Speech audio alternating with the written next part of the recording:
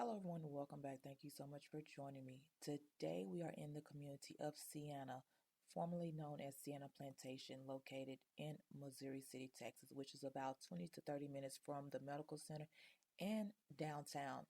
Now, this is going to be a master plan community. This is a large community. It could take you at least 15 to 20 minutes to get from one side of the community to the other side of the community. It is so large that there are grocery stores inside this community, gas stations, daycares, coffee shops, plus a, a plethora of other stores. They even have their own elementary schools and middle schools and high schools built inside this community.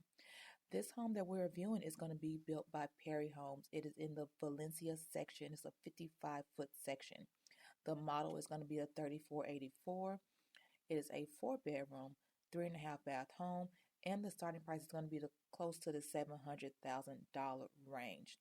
Now, the schools, as I mentioned earlier, the schools that this home is going to be zoned to is going to be Heritage Rose Elementary, Ronald Thornton Middle School, and Almeta Crawford High School. Before you sign your contract, make sure you do verify those schools because they can change because they're constantly building new schools in this community.